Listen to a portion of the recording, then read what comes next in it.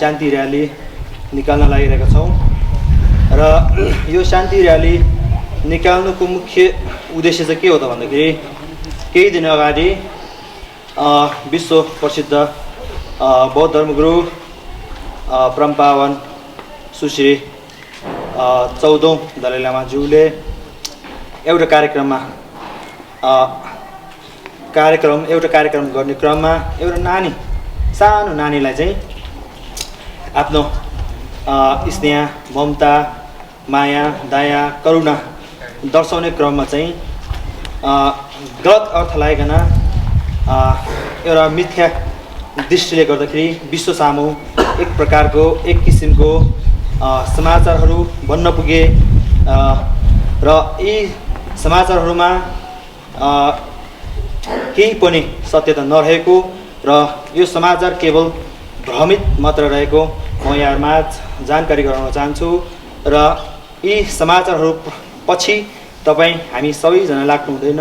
यो केवल भ्रमित पार्ने समाचारहरू मात्रै हुन् र हामीले कहिल्यै पनि यस्तो समाचारहरू पछि हामी लाग्नु हुँदैन र सम्पूर्ण मिडियाकर्मी समाचार वाचकहरूलाई पनि म विनम्रतापूर्वक आग्रह गर्न चाहन्छु कि तपाईहरुले पनि यस्तो मिथ्या समाचारहरू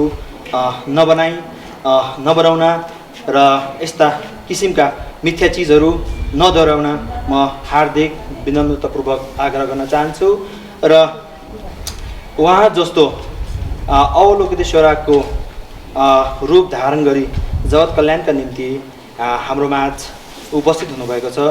उपस्थित हुनु नै हाम्रो लागि एउटा सौभाग्य र भाग्यको कुरा हो।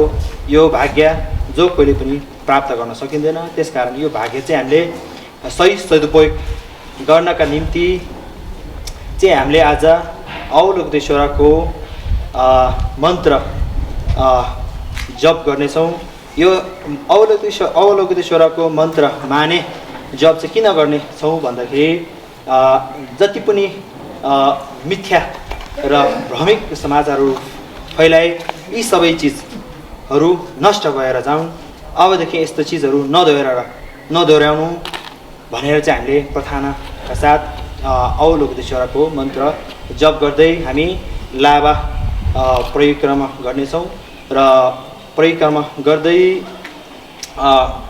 गर्दाखेरि लास्टमा अन्त्यमा आएर चाहिँ हामी यहाँ चाहिँ परिणामका साथ सम्पन्न गर्नेछौँ र तपाईहरुले माने जप्दाखेरि चाहिँ एकदमै साइलेन्ट मनभित्र नै जप्नु होला र यताउता हल्ला गरेर कराएर चाहिँ नगर्नु होला।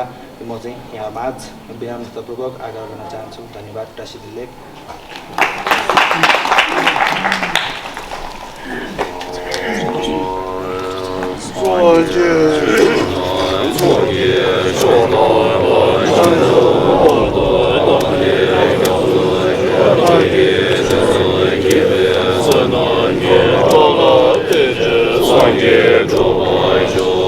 Sangye